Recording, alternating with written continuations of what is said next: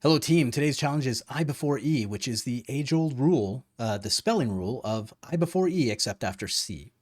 Ignoring all the places where this rule doesn't really exist, because there are plenty of them.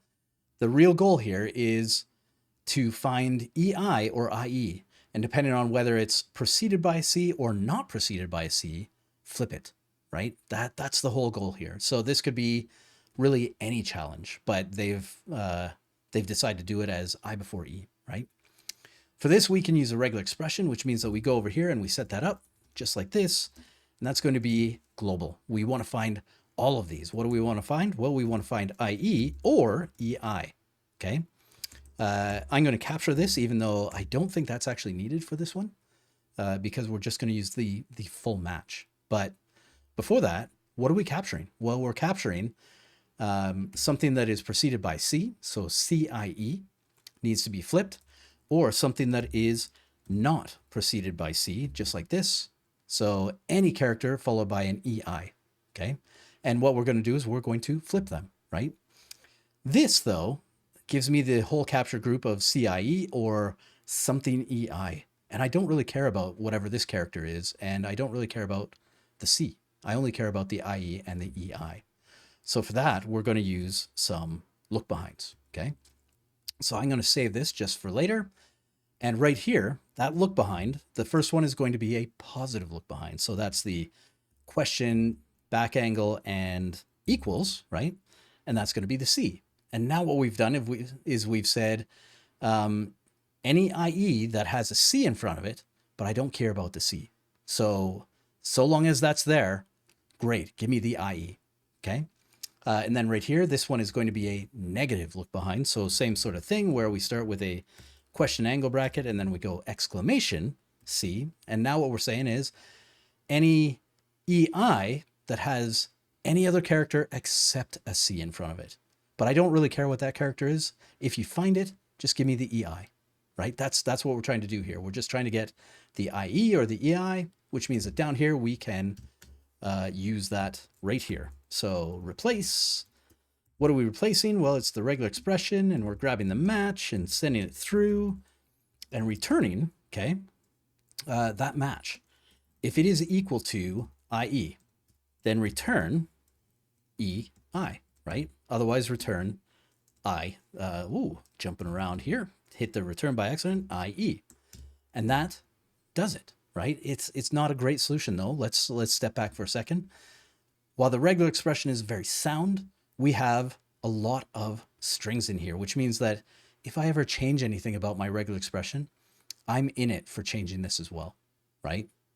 Which means that I probably want to change this. I don't really like the match equals with a ternary in this case, because that is 3 hard-coded strings, and we can do better, okay? It'll be fast, but we can still do better. So trying again really fast. Instead of this, we're just going to get rid of all those hard-coded strings. We're going to expand this out to individual characters, reverse it, and then join it, right? Just like this, joining on an empty character. That does the exact same thing. That's great. Except, we probably already have this somewhere, right? Like it's a pretty universal function. So maybe we just take this and make it its own thing, right? So we could grab this again, bringing it down just here and going function, typing it right, string reverse or reverse string, just like this, where we toss in a string. And what are we returning? Well, it's this, except we're changing match to string, right? And then check this out. We take this reverse string, we get rid of the entire callback in here and just paste that in. No brackets, right? Because it's going to activate its own way.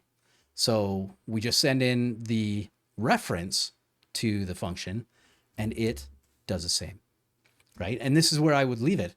At this point, we have 2 separate functions. I can test this one, make sure that it works.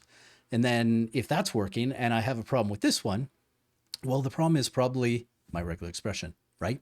It allows me to track down bugs faster, right?